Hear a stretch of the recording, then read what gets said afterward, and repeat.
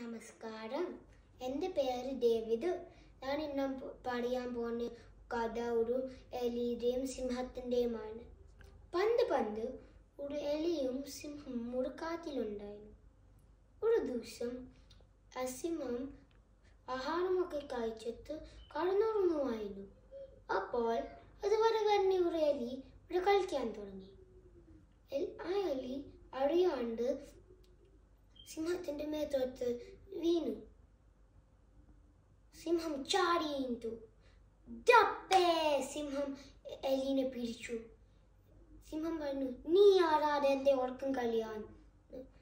എലി പറഞ്ഞു, എന്നെ ഒന്നും ചെയ്യില്ലേ, ഞാൻ അറിയാണ്ട് ചെയ്തതാണ്, ഞാൻ എപ്പോഴെങ്കിൽ സഹായിക്കാം.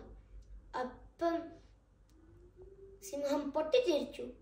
ഹാ ഹാ ഹാ, നീ എന്ത് ചെറുതാണ്, നീ എങ്ങനെയാണ് എന്നെ സഹായിക്കണേ? പക്ഷെ ഇതേ തോന്നി വെറുതെ വിട്ടു. വേറെ ദിവസം 2 വേട്ടക്കാർ കാട്ടി വന്നു. അവർ ഒരു വലയിട്ടു സിംഹത്തിനെ പിടിക്കാൻ. സിംഹം ആ വലയിൽ വീണു. സിംഹം കടന്ന് രക്ഷപ്പെടാൻ നോക്കി, പക്ഷെ പറ്റിയില്ല. അപ്പോൾ ആ എലി അത് കേട്ടിട്ട് ഓടി വന്നു.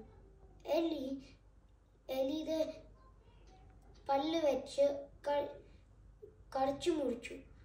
അപ്പോൾ അവർ 2 പേരും കൂട്ടുകാരായി. ഇതിനെന്താണ് പഠിച്ചത്? ആടിനെയും മോശക്കാരായി കാണരുത്. നന്ദി.